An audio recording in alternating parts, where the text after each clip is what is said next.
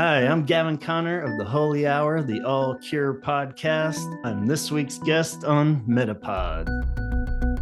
This is MetaPod, where we unpack the web's most interesting podcasts and the stories behind them.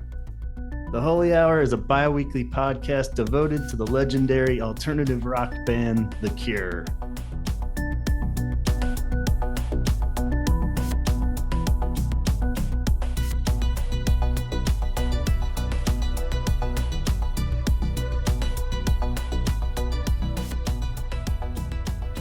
That's right, an All Cure podcast on MetaPod this week. Hello and welcome. I'm Wendy, MetaPod host and Cure fan. Thanks for tuning in. And if you're a Cure fan here for the first time, glad to have you. There's some tour chat and a clip from the 2022 show in Helsinki for you in this episode. So Gavin Conner is my guest, and Gavin is the creator and co-host of the Holy Hour, the All Cure podcast. There are more than 200 episodes of the Holy Hour, proving yet again there are never-ending angles from which fans will consider a band. Gavin appreciates all aspects and eras of the band and is interested in the thoughts and opinions that fans have about The Cure. He's approachable and kind, and from what I can tell, these qualities make Gavin a great ambassador for the Cure fan community.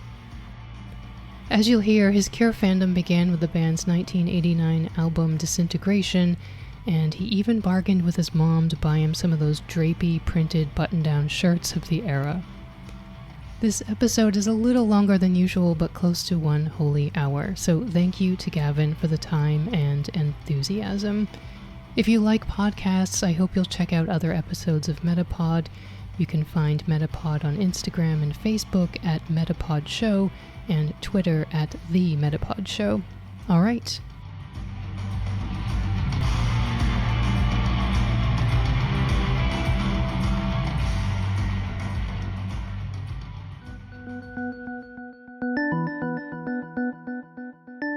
Hi, Gavin. Welcome, and thanks for joining me on MetaPod. Thanks so much for having me. It's an honor to be here. So, thank you. So, tell us about the Holy Hour. What's so holy about it, and why does it take an hour? Yeah, well, the Holy Hour is an all Cure podcast, so we decided to devote it entirely to the band The Cure because, well, for a lot of reasons, I was just kind of frustrated that there weren't that many focused podcasts on specific bands in general, and then really started to bother me early on that there was no Cure one. How could there not be a Cure one? So, being a mumbly, shy guy, I took it upon myself to start up the podcast, me and my buddy. And so I think it's just necessary. I think all Cure fans are a little bit overly passionate, if anything, on some level. So we are the kind that do like to dive into everything from, you know, just the standard hits into the deep cuts into the shoes he wears to, you know, no shortage of topics. So I think it's, you know, there's the song The Holy Hour, so we thought that was the perfect name because this is like our Cure church for the week. You know, we get to come and praise the holiness of Robert Smith and company, and it usually goes way longer than an hour, so we can mess that up way up right from the start. So. Okay, so there's the Holy Hour and after party. But... Yeah, so I figure if I go long on a lot of episodes, then that people won't get mad if I go short on the occasional ones. You know, but the hour is a goal, at least. Okay. And you have more than 200 episodes, if I counted or correctly. Yeah, we just had our anniversary. Wow, congratulations. Yeah, thank you. Yeah, it's kind of crazy because, you know, like I said early on, people were, you know, a lot of friends even were like, I know you could babble about The Cure quite a bit, but you're going to run out of stuff to talk about after the albums run out. You know, that's what most people do. They kind of just walk through the albums, you know, and even if you did the 13 official albums, there's some B-sides and, you know, and live albums and stuff, but you're going to run out pretty quick. But we kind of noticed early on that, yeah, there's just no shortage of stuff you can talk about in between, and you know, really just get other people's perspectives and how similar a lot of fans can be, but then they'll just have like a total left turn somewhere where they're like, oh, I can't stand that song. You're like, what? You get a whole episode right there. And when did you start the podcast? 2015 officially. Okay. Oh, wow. Yeah, we it was my friend that I've grown up with since sixth grade.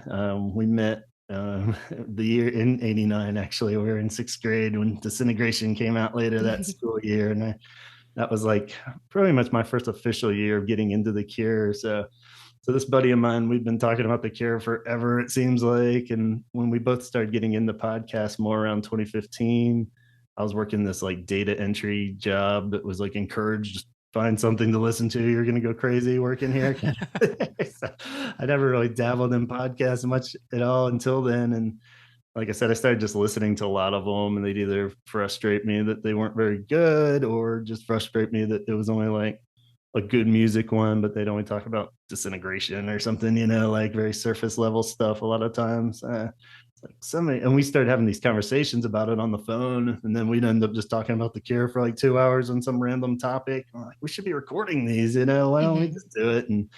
And we were kind of anti-phone, and Zoom hadn't really taken off and stuff like that. So we kind of had the idea that we would only record them when we hang out. He lives in Virginia, so it wasn't that many. We just like record like the first three, and then I would do a few little filler ones until we can hang out again. But luckily that dissolved pretty quick, and we started hooking our phones to the recorders and stuff. So, and it snowballed from there. Great.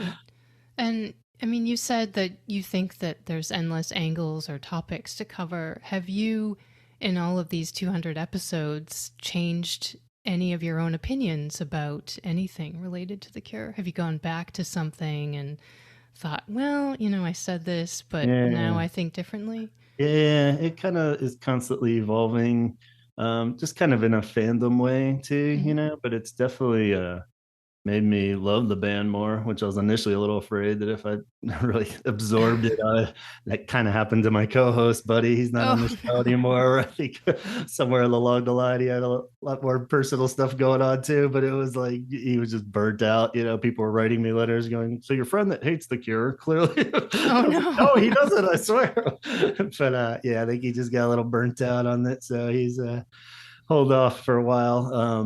But yeah, it's just that idea that things are always changing with your perspectives of the band, and you hear other people that we have on the show will talk about an album, and I'm like, oh yeah, and having listened to these albums a billion times, that's kind of the fascination why I love them, is you're always finding something new in it, and then when you really dive into it for like a episode or something, like studying like what led to it, what happened after this album, and all the little stuff I didn't really think of as a kid listening to it. So yeah, I would love to hear your sixth grade recollections of Disintegration. I mean, that's a pretty hefty album for sixth grade. Like, why weren't my parents more concerned? I was like, constantly. I always say as a joke that at least the song Disintegration never really made much sense to me as a kid, I was like, and that's good. I was if that one's clicking when you're in sixth grade, then you probably need some help. So what would you say makes for a good fan podcast that's centered around a single band? Are there any that you listen to that you find are good models or maybe bad models? Yeah, I mean, I think that's everybody kind of has their approach. We kind of embrace the lighthearted approach, as odd as it might sound for a Cure podcast. So, because I've listened to other ones where everything's like super serious, and and we even caught some criticisms early on of that because we were way goofier early on. We were both kind of shy guys, so we'd just have a few too many drinks, and it would be kind of centered around that idea, though. Like, this would be more conversations, not critical analysis of the band. We were just two guys. So I like the lighthearted, back of the bar kind of thing, because you can just let it ramble a bit more, and it might get frustrating, but at the same time, I think people like listening to that just as much for the reason you can yell at the radio and be like, that's how dare you say that about that album. So, and my co-host was really good at that. He was always, we called him the bad boy, because he was always just kind of kicking the bee's nest on Cure stuff that people would get really frustrated at. So I tend to love it all, but at the same time, looking at it from all the angles and not just kissing up to the band too. We make fun of a lot of the stuff that they do, which is fun. So I think that kind of approach. I did appreciate the conversation I heard and something I listened to at lunch today about Robert Smith's selection of shirts, probably in the 1989 era, the polka dots and the silk shirts. The floral, big. Yes. I really connected with that. Yeah. As a young boy and around that era, I was always going to the ladies section at the mall trying to. My mom was like, "I'm not buying you that blouse for." I'm like, "It looks like a Robert Smith shirt. Come on!" Oh, very good. Coolest kid at school. I mean, did you succeed in getting a couple? One? Yeah, there are always a couple. More, a couple big floral print ones and stuff. More just like the button up, all black, blue, or something like that. Okay. It's all about the spacing of buttons and such, giant sweaters to go over it. It's that kind of stuff. And I like the lighthearted ones, and I guess a few, other podcasts I really like that are kind of that way. There's that No Dogs in Space. I really love that podcast. Is one where they do like usually about 4 or 5 episodes, and they're kind of going through their history and telling the whole story, but they're really entertaining host and fun, so it works better. So that's a really good one. But there aren't really many that are focused on a specific band. There's a replacement Husker-Du one that's like, but yeah, and that's what we try not to do too. I wanted to make that clear right off the bat. I didn't want to like be their biographer, try to tell the whole story. I kind of always assumed from the start that if anybody's listening to a Cure podcast, they kind of know the rough outline. It's fun to kind of fill in those details while you're talking about something, but at the same time, I don't want it on me to be the guy that was like in 1983, blah, blah, blah, just going through the whole timeline. So it's more conversations. Do you have any competitors? It doesn't sound like it. Not really. Yeah, it's weird. It was right off the bat. Like I said, that's what kind of inspired it, was that there weren't any. There'd be a few little things would pop up. Usually it is just people doing like at most like a 4-part series or something on, like disintegration, but then it wouldn't be entirely. There was one that popped up a couple of years back called Fascination Street, and we were all excited, and we are like, sweet, there's a guy up in Long Island doing a Cure podcast. He didn't even know about us or anything, so it was totally and I was like, well, I want to be really encouraging because I want many Cure podcasts. That'd be great if there's a whole bunch, so I don't have to listen to my own voice, so yeah, he did a few episodes. We started talking to him a lot, had him on as a guest. He had us on, and then we became real good friends, and he got the idea that he wanted to start a different podcast, and now he's pretty much our third co-host, so we just kind of merged forces with him, and he's a good friend. Yeah, so totally sweet guy. So he's kind of our newest addition this year as a co-host when we can grab him. And then I think there's a Spotify one. It's only on Spotify called Close to Me that just started a couple months back. So, yeah, I'm just like 1.5 episodes in, so I don't really know an official read on that one yet, but starting to happen. Yeah. Have you had any direct interaction with band members, past or present, about the podcast? Not too much. It's funny because I am kind of I don't really need to meet my idols. I don't want to even really, in a sense. I don't want to do, ruin the fun. Fair enough. But at the same time, I'm pretty sure none of them have any desire to come on. But we have had little hints of at least they acknowledge that we exist and stuff. We did a review of Roger's solo album, and saw that when we did it on the YouTube posting of that. He was like, reference something that we referenced in it, so he was like, oh, I'm gonna have to. I was like, oh my god, he heard it. They're gonna shut us down. So stuff like that. And but then this year we've had some breakthroughs more with Chaz, our co-host. He likes reaching out, and stuff, so he got Dave Allen on the show. We had a really awesome conversation with Dave Allen, who was the longtime producer of we call it the golden era, from like Head on the Door through Wish, or even before that, Top, he did that one too. And so he was great, where he's just really been in there, and that was such an awesome conversation just to hear, because you kind of hear even if we did somehow get like the main guys, Robert and Simon, in there or something, it would be, they're going to kind of tell us the stories that we've heard in the magazines, and they're just, they're not really going to throw out that, there's a vocal track where he's eating an orange or something. That's what, like, Dave Allen, the producer, heard all the weird stuff going on behind the scenes and stuff, and shared a lot of those cool stories with us. And we got Phil Thornalley too. He was producer of Pornography and played on the Top tour,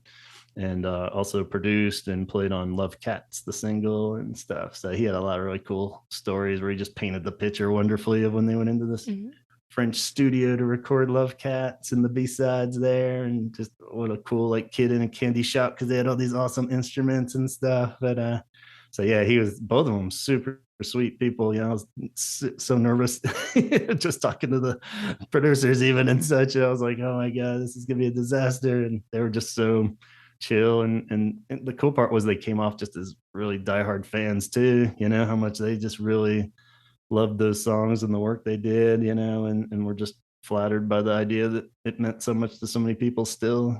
So Are there others in the sphere of production or influence of the band that you would like to have on the podcast? Yeah, I mean, I would talk to all of them if I could, but yeah, as far as reaching out and stuff, I mean, Mike Hedges would be an awesome one. He's, pretty up there too, where he did a lot of those early albums, either as an engineer or producer, and worked with Susie and the Banshees a lot and stuff like that. So he'd be cool. And, I'd even like to, talk to some of the later ones too, just to get like, well, what was going on during, Wild Mood Swings exactly. Okay. So yeah, I like that side a lot. And and then just bands, we've reached out to a lot of cool bands that have been influenced by The Cure and stuff like that. So it's neat just hearing that kind of backstory. But yeah, I haven't had too much interaction other than little Facebook comments or Instagram acknowledgments of us. Perry said thank you for the birthday episode we put out for him and stuff. So that was nice. Well, it took 200 episodes, but it sounds like it's starting to pick up now. So like I said, I'm just grateful they haven't shut us down. No, they're still doing that show. Yeah, maybe it's all coming together.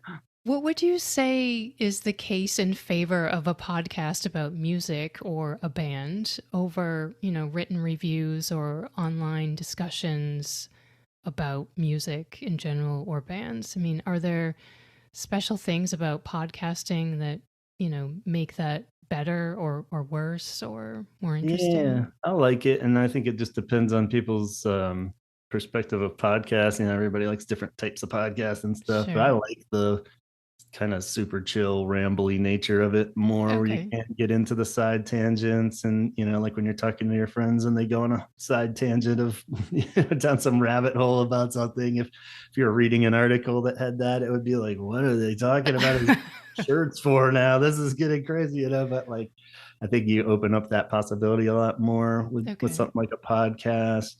And just the possibility of interaction is great. Like, we tend to do that, where we definitely have an open door to anyone listening. If I send more than 3 emails back and forth with somebody, I'm usually like, come on, let's talk about when you got into The Cure. And that scares some people off. Some people are like, cool, let's do this, and then they become like a part of the show that's pretty regular.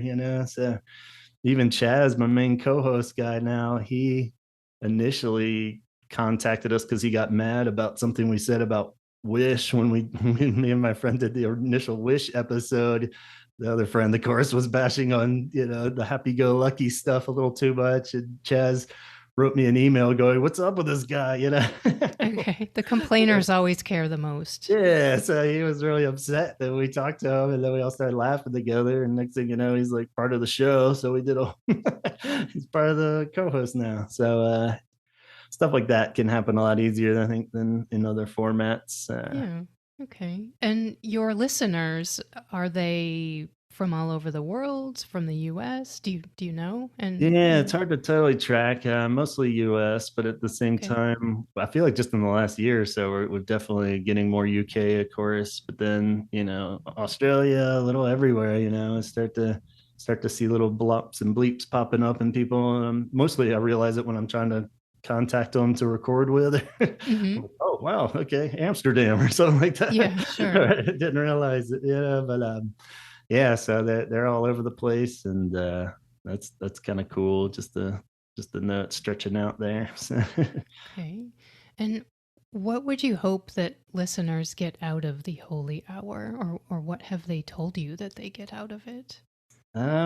I think they just like having the Cure talk, like where it isn't a super serious review every time, and it's just kind of casual topics of stuff that they've probably pondered while driving and listening to the Cure too, and like Mm-hmm. song meanings or just interpretations of whatever that they.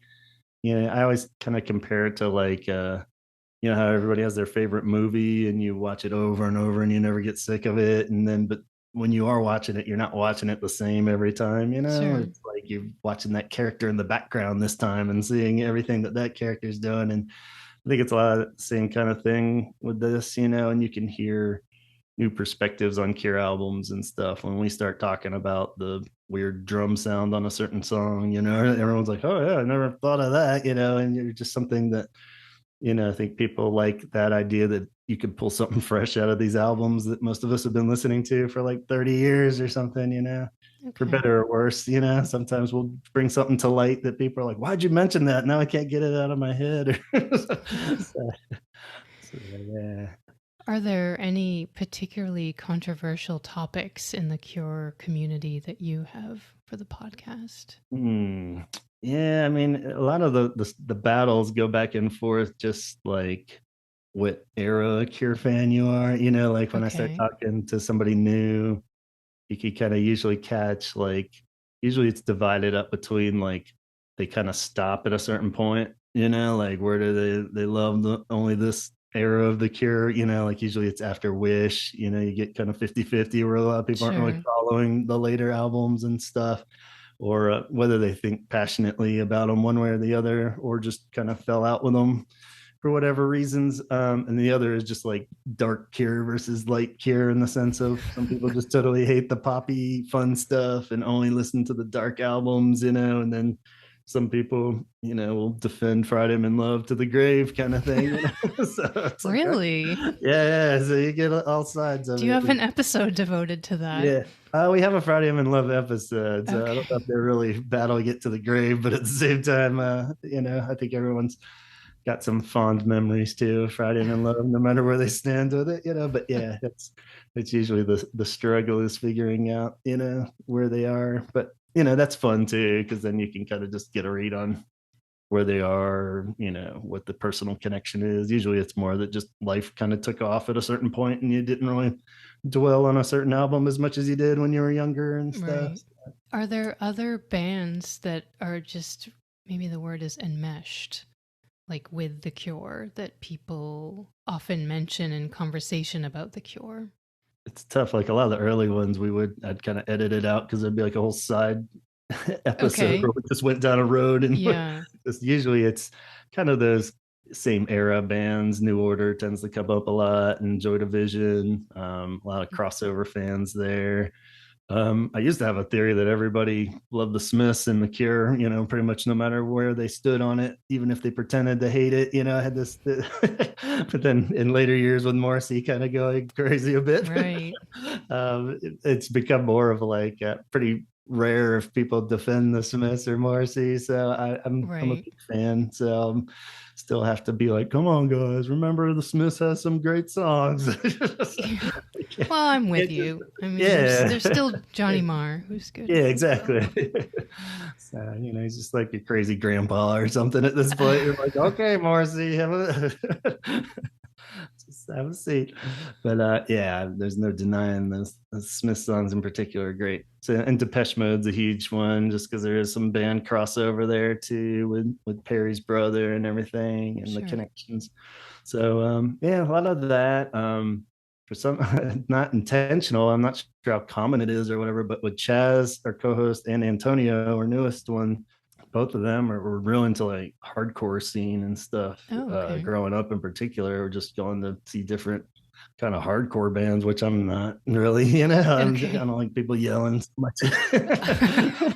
Even when Robert starts to yell, that's what loses me a little bit, but yeah, so it's kind of funny that a lot of crossover with those guys in particular. So they know all these bands, and they'd have like crossover. Some of those bands will cover Cure stuff, and they get all excited. I'm like, cool, all right, yeah. so, Okay. and then Susie and the Banshees, of course, we've done even actual episodes on that one, the Hyena album and stuff that Robert played on, and his time in there. So, Okay. yeah, Susie. So Robert said recently in Helsinki to the crowd on October 8th that the next time he'll be there, he will have learned Finnish so he can talk to the audience in the local language. And I'm saying this because I was at the show, and I don't, maybe it's just me. Often it's very difficult to understand what Robert is saying on stage other than thank you. Yeah. Exactly. But this was quite clear. And then he made a bit of a joke that he said this before in 2016 and 19, and that now with the internet, nobody forgets anything that he says. And I guess this is just a question about, the internet and music in general. But what would you say, if anything, has the internet done to or for The Cure and its fans? Yeah, definitely more in favor of the fans. I don't know if the bands really, I guess they have, because it's kept the love alive and stuff, that as far as, there's a lot to unpack with that there as far as the one Robert comments on anything now. And that's become kind of I guess it was always kind of the funny part, and the joke is that Robert always contradict himself and lie basically into an interview, or back in the old days when he was just being cheeky more, or just whatever. He'll just kind of say what is on his mind, and then 6 months later does the complete opposite or whatever, and then of course all the new stuff with the album is like a whole side thing. Everybody's all like, I think that's what he's referring to is because everybody's like, you said the album would be out in October. Like in the past, everybody would just kind of forget about it probably, and it wouldn't come up in every interview that they're pulling quotes out and proving to him in his own words that he said these things. And that's part of it. But as far as the internet, it's I think it, because I remember it really blowing up in like 96. I guess they even did like an online room and stuff, and Roger kind of took all that on, where he was like the kind of official Cure website, and they'd have like a little forum and chat things in there, trying to get interactive. I think Robert's always just kind of steered away from it, and he said in interviews that he doesn't do social media or whatever. There's a Twitter account, but it's hard to tell how sincere it is or whatever. I think he just hands somebody always in caps. Yeah, always in caps. That's how we know it's easy to read. Yeah, totally.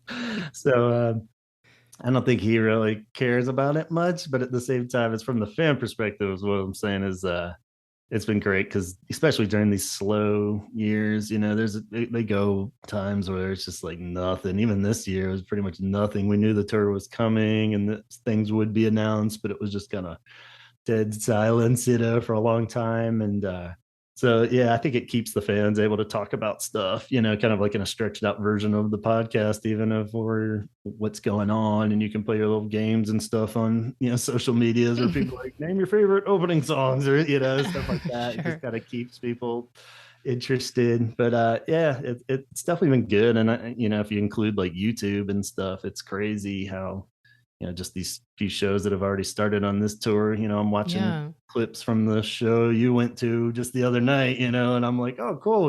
It's definitely nowhere near the same or professional shot or anything, but you get a little taste of stuff, and that keeps the enthusiasm there and keeps it's also a bit creepy though. I mean, we were all hearing that these 2 new songs were debuted in Riga. And I thought, I'm not going to listen to them because, they will be played and I want to hear them live. At the same time, people are asking, did you hear them? Did you hear them? Like, no, I'm going to wait. Yeah, that's self-control. I was like, immediately, yeah, I got to hear it. Refreshing the set list and everything. But it's just like, yeah. Yeah, the access to, so many details that we have now is amazing. And I mean, maybe this is a good way to move into some of the current hot topics about the band and the internet, and this ability of fans to maybe hold bands or band members accountable in some way for the things that they do or say.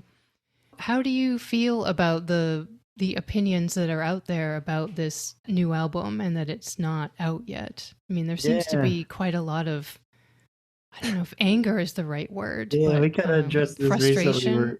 A lot of it's in the wording. I think if people kind of get snotty about it and they're like, he promised, and that's where I kind of like, just back off. And Roger even said something along the lines of, it's art, it'll be ready when it's ready, and, don't force it. At this point, we've waited 14 years since the last one, a few more, whatever. Right. It's not going to kill you. But at the same time, my only gripe would be that because he does do these interviews occasionally and says specific dates of like, it'll be out here, it'll be out, because we've done this like 3 years now. Like, I was pretty much just assumed there wouldn't be another album. I think we all kind of gave in on that a few years before he started talking about how there's going to be 3 albums and it's going to be out before Christmas, then it's going to be out before spring. So it's just enough to get you like on the edge of your seat. But ultimately it is his choice, and I like it in the sense that if he cares about it that much, then he's really pouring everything into it. He's not just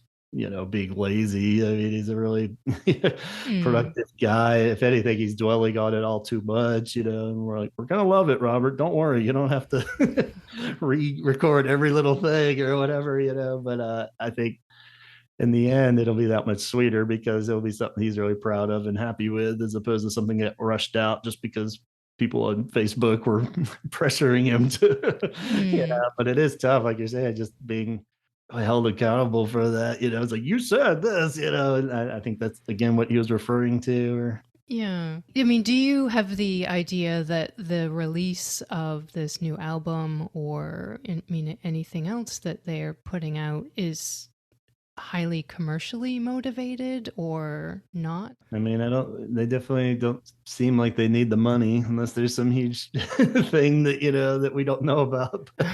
I guess at the same time, I think it's totally personal. Just hearing these few snippets of new songs, they're definitely not going for Friday I'm in Love Part 2 big radio single or anything. These are very heavy songs that are personal to him, and I think that's the complete opposite of that. And we still don't even really know what label they're even on, or that was the kind of the other debates going on. We're assuming it's all kind of, everything's owned by Universal at this point, so they've got some connection there still probably, but it seems a little weird that a label would be cool with them just pushing back. And it doesn't seem like it's the label. People have questioned just the vinyl stuff, that everything's being pushed back, but this point there's so many debates of like, we'll just put it out digitally like everybody else is doing and then wait for the vinyl. But so I don't think there's any label pressure. So I think it's just kind of all very by his choice, and there was even some speculation with the Simon stuff that might be connected to it, that he was getting frustrated that it wasn't coming out. That's a whole other and so rant. For listeners, we're referring to the Facebook messages, right, of summer 21.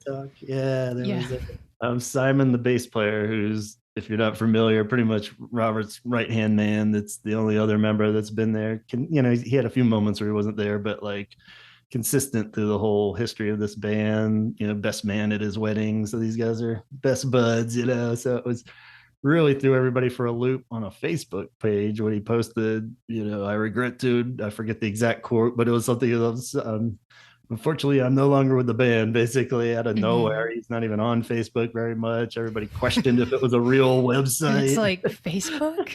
We're like, how's he doing this? What is going on? So he got hacked, It'd be like some inside source says, no, it was definitely him. And all. So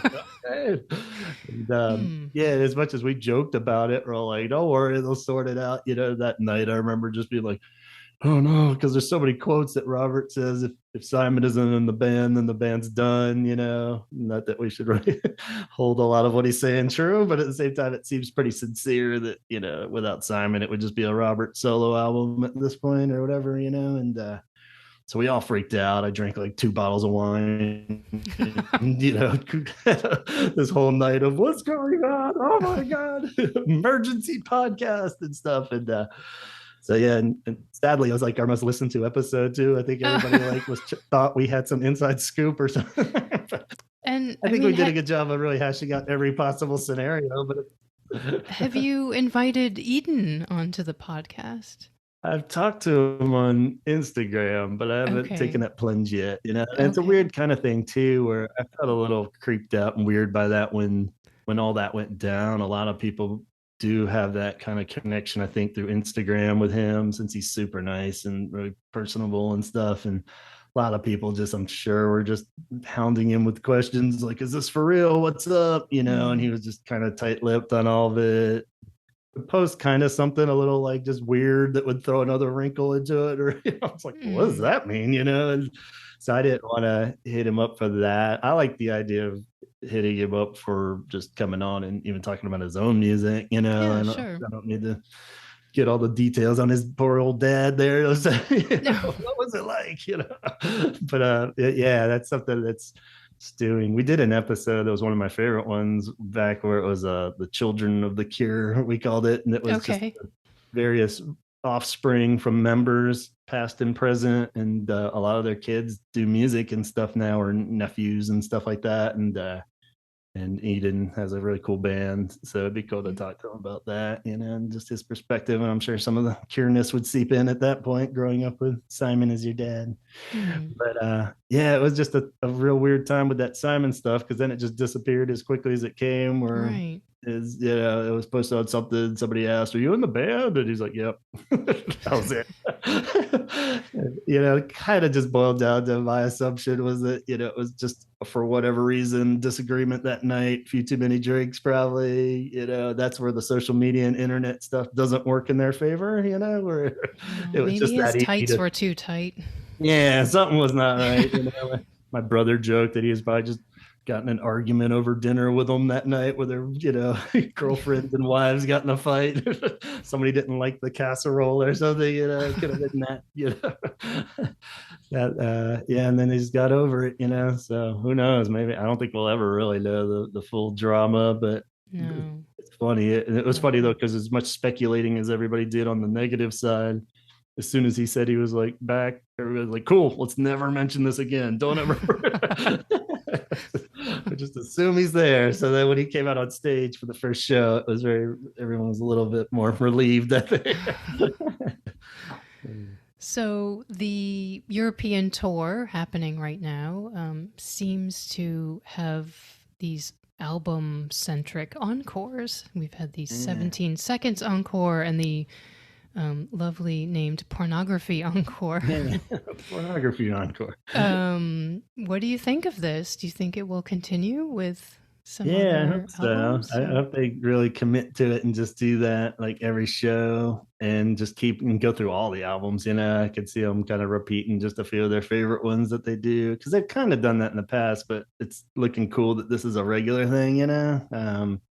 Because past tours they have done ones where they just come out and it's all focused, but then the next show it'll be completely whatever. And so yeah, that'll be fun. It's just a little extra nugget for fans going to, "Oh, which night am I going to get?" kind of thing. That's kind of the huge attraction to why so many people travel to see the Cure and see them constantly throughout the years, and is that they're always really cool about their set list in general. Like, not just doing the same one from start to finish, which would technically be totally fine. It's another thing they spoil us on. So many bands do just play the same songs, or at best shuffle them around a little bit. But we've gotten into the habit of, as Cure fans, like, which B-side are they going to pull out just for that one night and stuff. But it's cool because it makes everybody, it's more tempting to buy that plane ticket and fly across the planet. Exactly. The price of tickets now, I want to hear something special. Yeah, and I think that's a cool way of doing it. And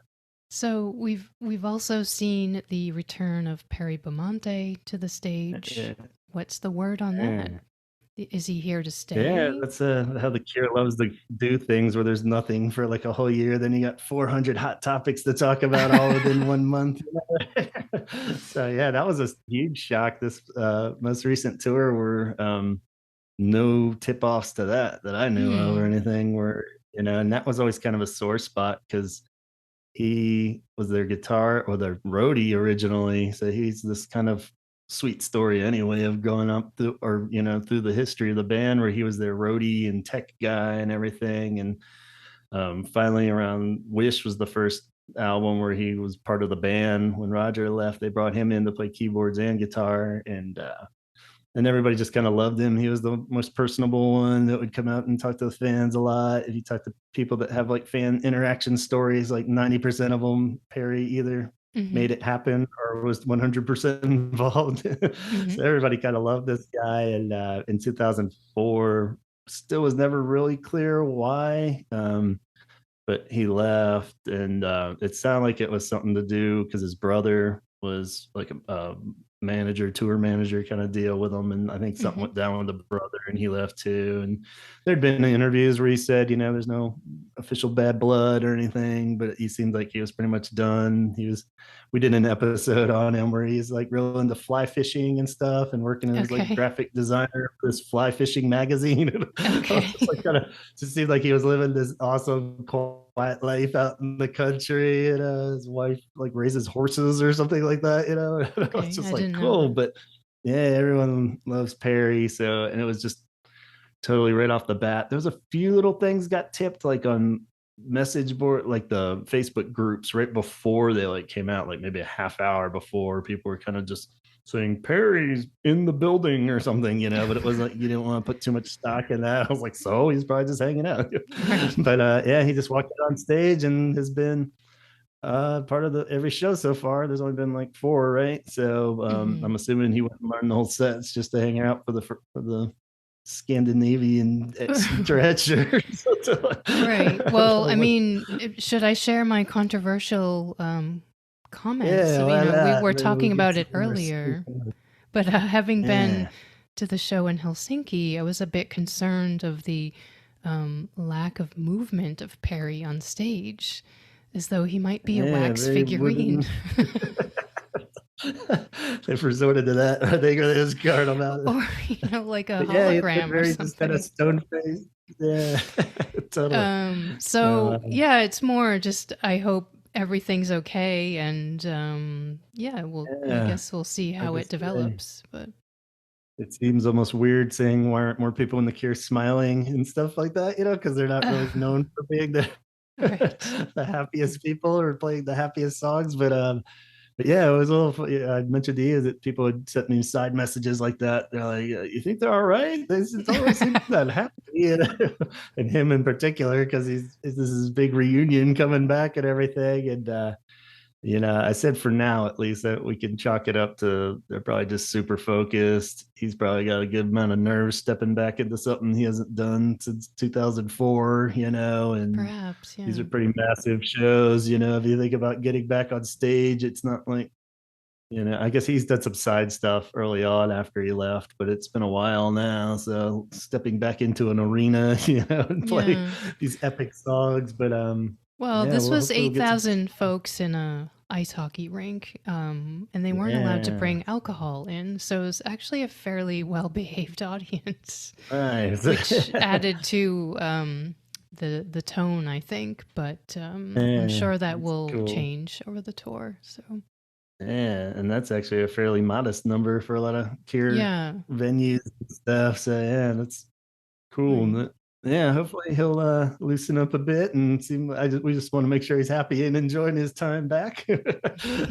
But are you a collector, Gavin, of anything of the Cure, music or non? Yeah, it's weird. I got like CDs I still love, so I still got my whole wall of CDs in the other room, and a lot of that involves Cure re-release and stuff, and but yeah, not as much as a lot of people. If I see stuff when I'm out, I tend to not be able to resist, whether it be like a bootleg or whatever, or something I already technically have everything on it, but it has a different cover. But I wouldn't consider myself an official Cure collector. Cure t-shirts now, I've gotten real back into that, where I've got a whole closet full of Cure t-shirts. A lot of them are, bootlegs, and a lot of them, but a few from back in the day. I lost a lot of mine, so it still kind of breaks my heart that I don't know what happened to them. I'm like, I had that shirt. He's going on eBay for like $500 or something. So yeah, the money side ruins a lot of the fun with collecting. But But I like looking at other people's collections and stuff. So I guess the podcast, I'm collecting episodes that we create. It's a lot cheaper. So, how about And you? Do you collect your stuff or anything like that? no, I don't. I mean, I also wish I had my T-shirt with the giant head Yeah, of Robert Smith from the Prayer Tour. But, yeah, that'd be and I cool. think some people have, some friends of mine have a tour book from that period, Yeah, which I can't imagine. I couldn't imagine buying it then, and I can't imagine buying something like that now. But then I think, wow, that's so cool it is that someone cool. bought it Yeah, and still has it. yeah, But that ship kind of sailed without getting it at a ridiculous price. That's kind of a sore spot. The first time I saw him was with my friend that I started the podcast with in '92 for Wish, and we were like freshmen in high school that year, and he bought the tour program book. I just bought a ton of t-shirts, and I was like, what am I going to do with the book? And I was always like envious of this tour book after I regretted it every time. I had like other favorites and everything in there. But so yeah, now I have those moments on eBay where I'm looking at it going, I should just buy it. It's too much. is there anything that the band hasn't created yet that you wish that they would? New creations or just past stuff that's been put out? Yeah, maybe something from the past that isn't widely Yeah. available. They're kind of notorious for not re-releasing a lot of stuff. There are a lot of things I grew up with that I wish they, for whatever reason, like especially like the live video stuff, like they were great about the VHS tapes back in the day of like putting out like, and then like so many of the big ones, like this In Orange concert that came out in '87. It's like this huge mile marker historical thing in Cure history, but for some reason it never came out even on DVD, Right. no Blu-ray or anything. Just the videos, I would love like just a box set of videos because they put out a greatest hits video collection, but that's missing tons. There was actually a lot that got cut out of that. They used to have these VHS tapes that had all these cool little in between bits. I'm not sure if you Okay. remember that old one where it was like home footage and stuff in between all the videos. No, I So it was don't. all the singles. It was really cool. And then they had like this play out one that was really cool, where they just follow them for like a week before a big show, and you'd see all this behind the scenes stuff. But it was just these little things like that that the fans like totally would love. I mean, I guess the catch is nobody's really putting out DVDs anymore, Mm. Blu-rays, even really everything's just streamed. So what would you even do with it? But Well, even there. before all that, they were really weird about not putting out these concert videos and stuff. But Yeah. Well, there's the Hyde Park show came out yeah, that on was DVD. cool.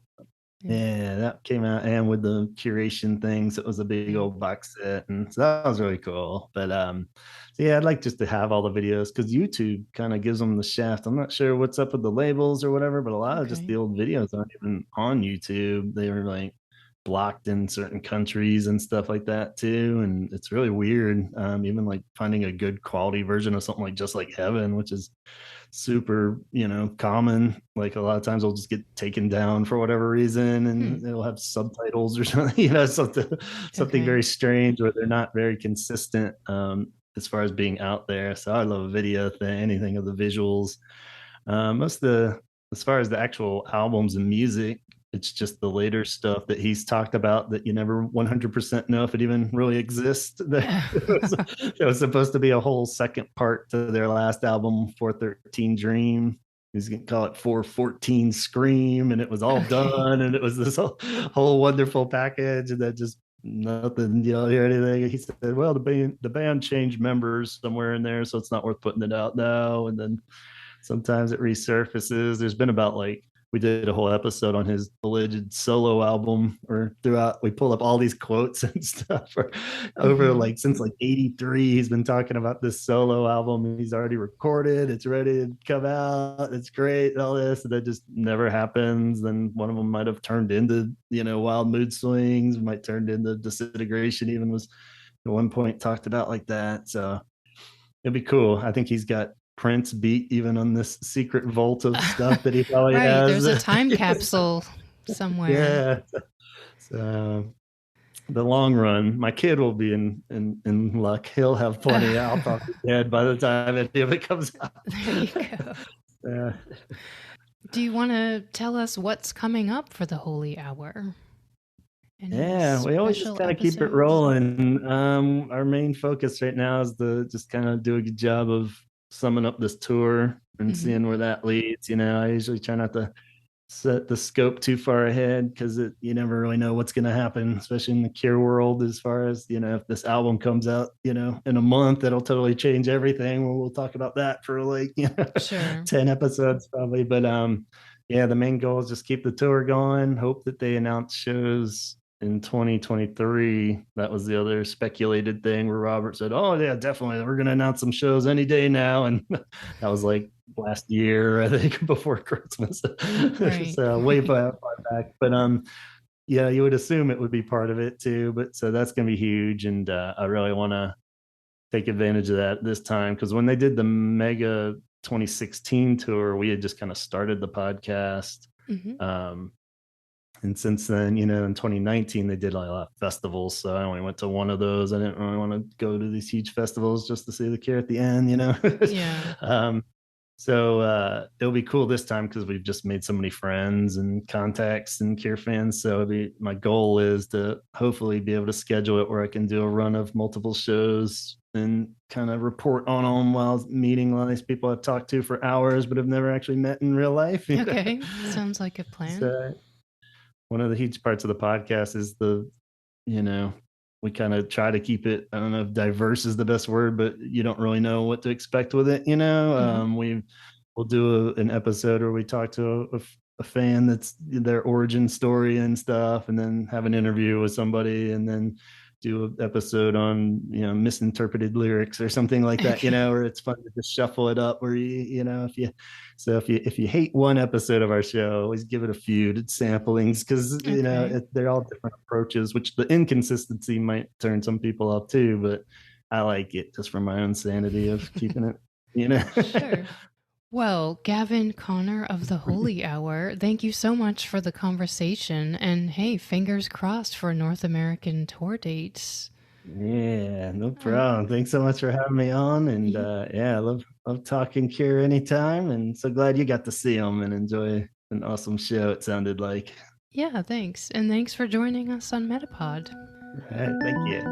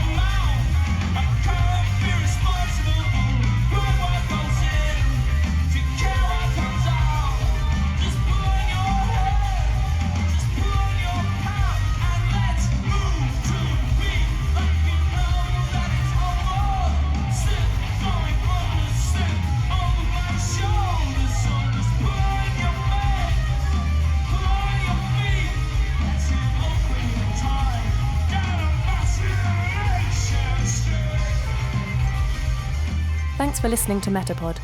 Make sure to follow us on Twitter at The MetaPod Show and subscribe at any of the usual places you find your other favourite podcasts. You can follow MetaPod on Instagram at MetaPod Show or visit our website metapodshow.com. This episode of MetaPod was recorded, edited, and produced by me, Wendy Morrow.